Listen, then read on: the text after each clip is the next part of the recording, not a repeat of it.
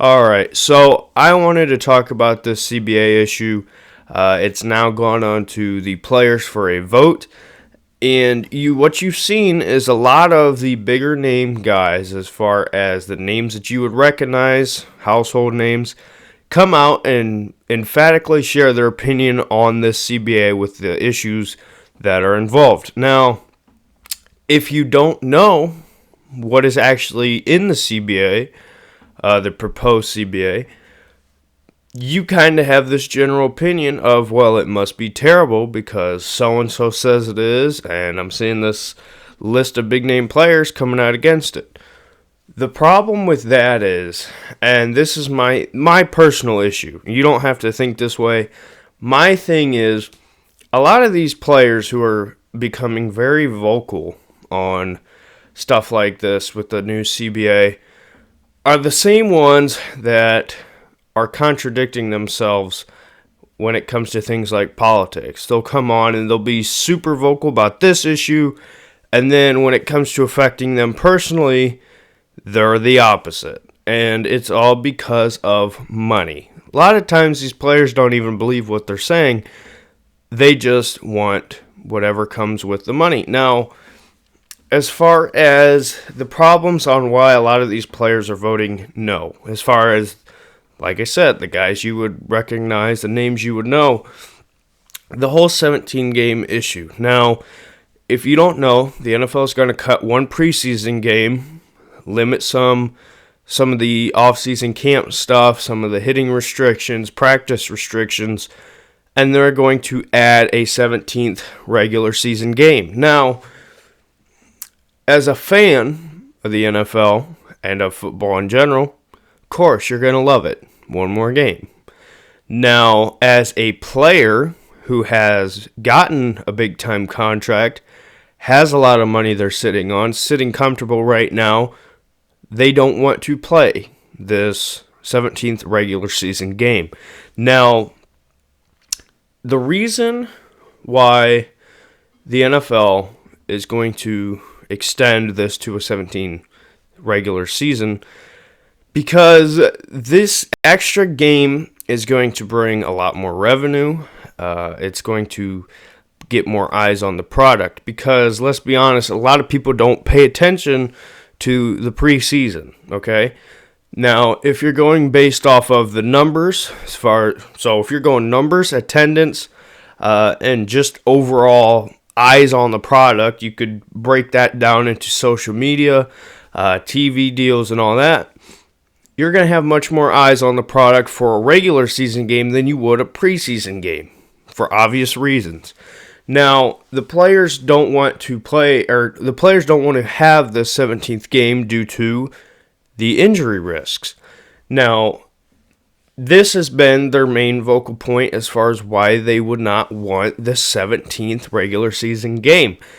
My thing with this, and I understand that point, and if I was that player, I probably wouldn't want that 17th game if I had the money in my bank and I was sitting comfortable. But here's the deal. Yes, football is one of the highest injury possibilities as far as sports. But with that being said, and yes, every argument for that is correct. Yes, your injury chances are through the roof. But the thing is with that, the problem with this whole 17-game issue, as far as players who don't want it, the NFL added 2 extra playoff teams. A lot of the top level teams who have clinched a playoff spot don't play a lot of their starters, okay? Last year you could see examples with the Ravens, guys like that. As far as like Lamar Jackson, Mark Ingram, those kind of guys don't necessarily play in that last game due to the injury risks. Now, what this extra 2 playoff teams will do, and specifically from the player's side, this allows you a better chance of making the playoffs because you don't necessarily have to go 16-0 to make the playoffs. Not saying you had to do that anyway, but it increases your chance of getting to the playoffs. Therefore, the last couple games, if you know that you're going to get a playoff spot, you can say, hey, so-and-so, rest a couple of drives, or the whole game, whatever, and then get ready for the playoffs. Now, from a fan perspective, yeah, you might not want that because you're going to want to see your stars playing. You're not going to want to watch a Browns game and not see Odell Beckham Jr.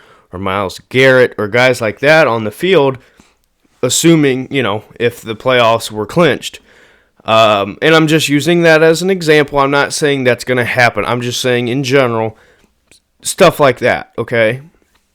Now, for the players, if you don't clinch that playoff spot, yes, that's an extra game. One thing with cutting the preseason game is a lot of these big-time players that are so against it don't play in that preseason game anyway. Whether if it be injury risk, they just don't want to play, or they just don't care, which go hand in hand. A lot of times they are not playing, so that gives them that extra game off as far as resting and whatnot.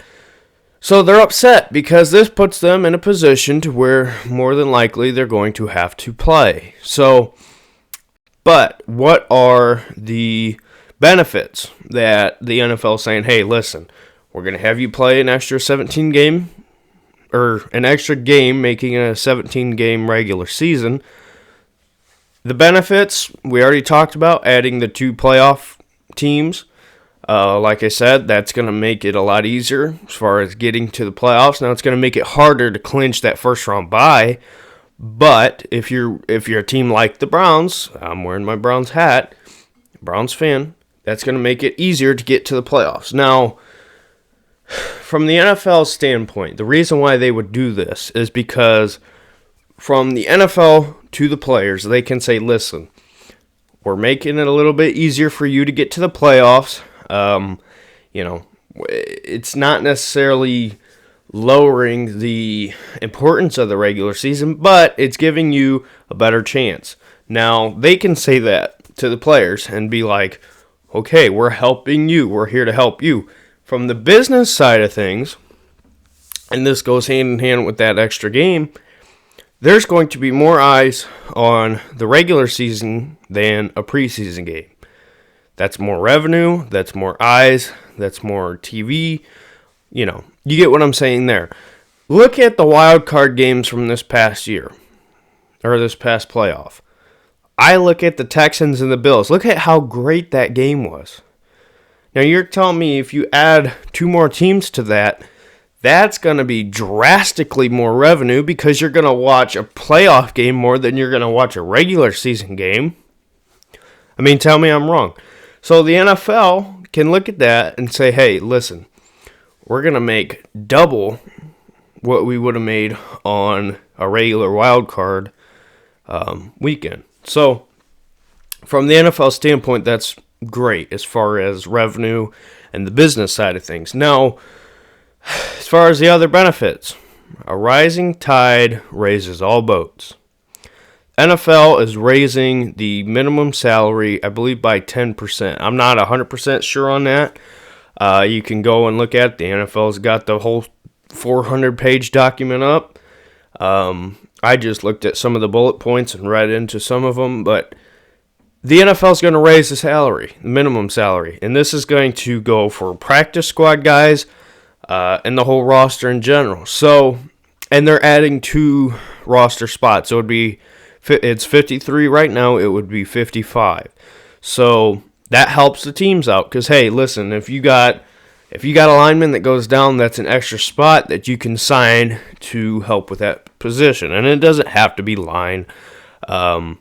But I'm just saying in general, it would help, okay?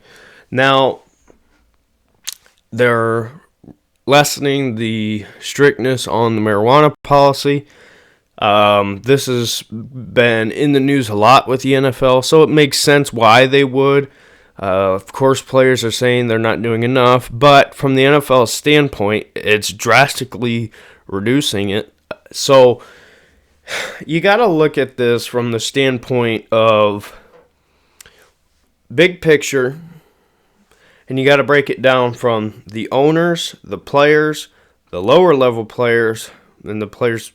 Okay, let me redo that. Owners, higher level players, lower level players, meaning your bottom half of that 53, what would be 55, and then you got to look at it from the fans. The NFL owners, and by the way, next season you're going to have football, okay? Next season is going to be under the current CBA.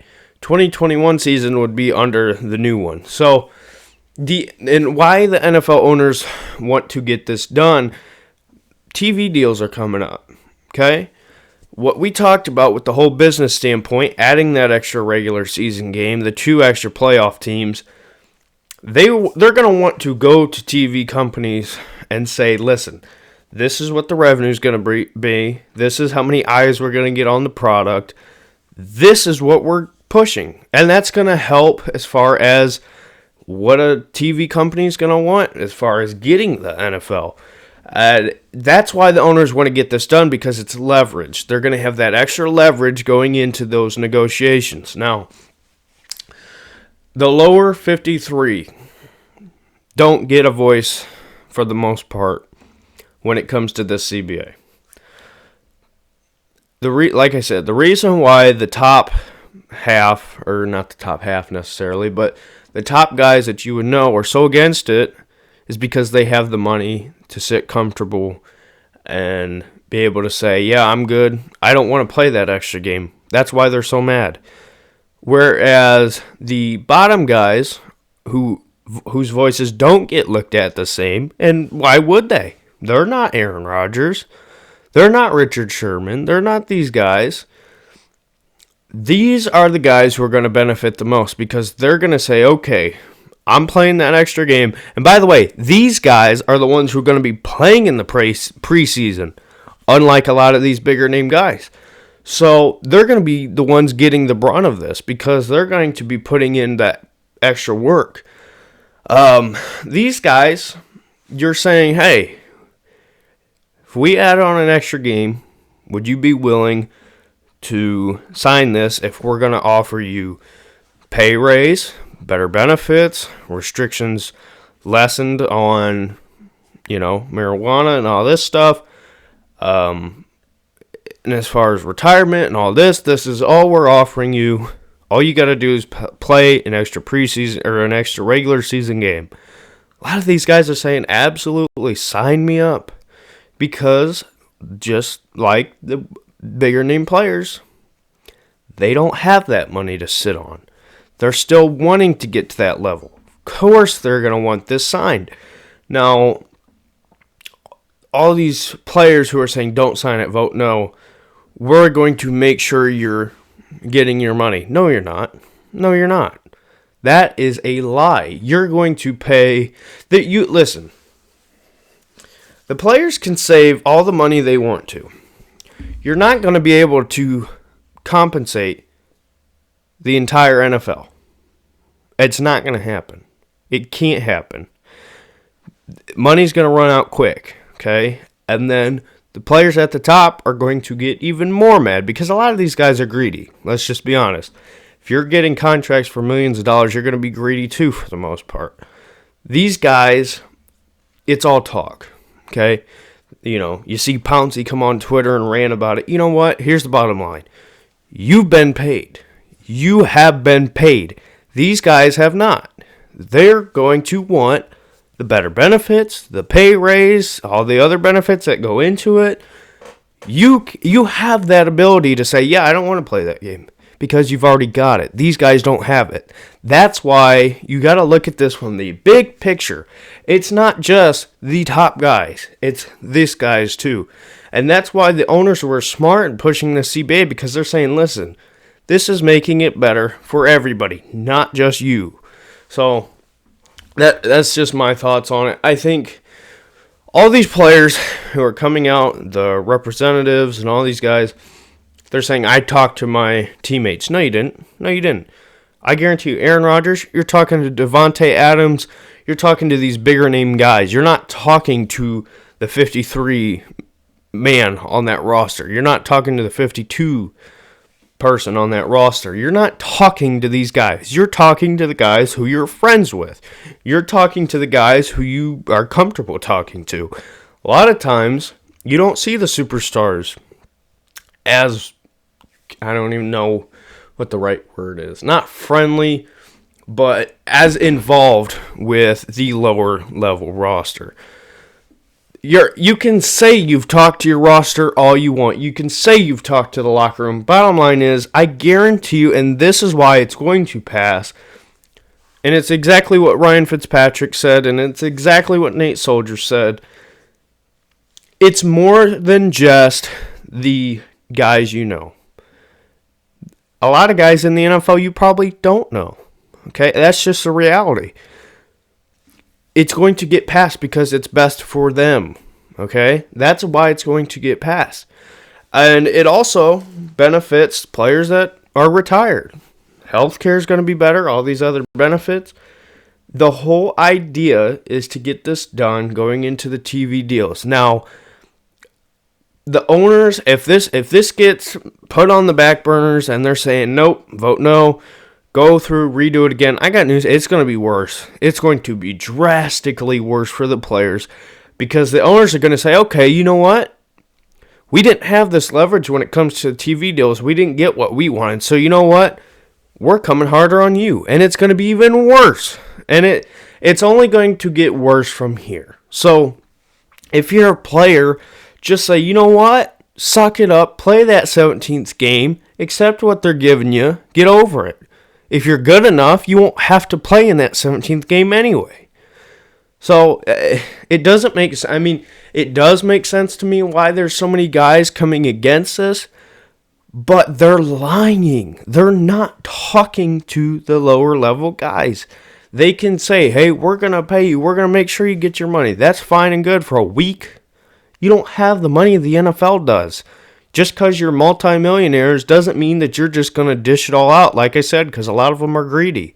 It is what it is. So this CBA has passed on to the players for a vote. And I don't know the exact date as far as when the results will be out, but I highly expect that it will pass. And you're going to be surprised why it doesn't or why it does pass, because you're going to look at the voices and you're going to say, well, I thought everybody hated it. And you know what? I don't like to do this because I think sports and politics should be two separate things. But just because it fits the example, I'm going to say it. And I'm sorry. You can disagree with me. That's fine. You have your freedoms. You have your opinion. You're allowed to believe what you want. Bottom line is, in the 2016 election, every media website, every news site told you, or for the most part, the majority that you see, and all your media on your phone, Instagram, Facebook, whatever, was saying that Donald Trump had no shot at all at becoming president. You've seen all these polls. You've seen all this big celebrity voices saying, I'm moving to Canada. I'm going to blow up the White House. That's what some of these people said. Guess what happened? Like it or not, Donald Trump won the 2016 election. Now, I know there's some of you who are going to say, well, he was hacked and all this Russian, I'm not going to get into all that, but what you can take away from that is, just because the big celebrity voices that you know say this is how you should vote, doesn't mean that's how it's going to go, okay? I don't care, liberal, Democrat, conservative, Republican, I don't care what you are. Look at that, look at this NFL CBA, it's the same thing. The elites, the higher level people are going to tell you what they want you to do, hoping that they're going to be able to control you. You have your own voice. That's how this works. So you go in to vote, you're going to vote for what you want to vote, okay? And that's the bottom line. And you're probably going to see the same thing with this 2020 election too. Anyway, getting off of politics, because I already know there's going to be people pissed about that. Look at this CBA from the standpoint of a big picture, how it affects the top guys compared to the middle and bottom. Look at the owner standpoint, look at the TV, look at the business standpoint, put it all together. That's all I'm saying. And that's the same thing with everything else in life. Look at the big picture. Look at both sides. Look at why it's happening. Look at how it's happening, the effects, the pros and the cons. Come up with your own opinion. That's my only issue with the CBA. These big name guys are saying all this stuff about, yeah, we'll help you, we'll do this, we'll do that. No, you're not. No, you're not. You're lying. You're lying. I mean, you could tell me in the comments, do you agree? Should the CBA be passed? Do you not? A lot of fans are going to look at it from the fan standpoint. You got to look at it from every standpoint. And bottom line is there's more lower level guys than there is top level guys. So I 1,000 believe what the heck? It's starting to turn into a rant. I'm 1,000% positive that it's gonna pass. And if I'm wrong, then I'm wrong, and I'll come on here and say that I'm wrong. But I believe this is going to pass because of everything I stated. The reasoning, the big picture, all of it. So, okay. Deep breath. That's over. Okay. Like I said, let me know your thoughts in the comment section below. If you watch this whole video, thank you very much. So, we'll see in the next video. We'll see how this goes as far as if it passes or not. So, thanks for watching. Have a great day. Bye-bye.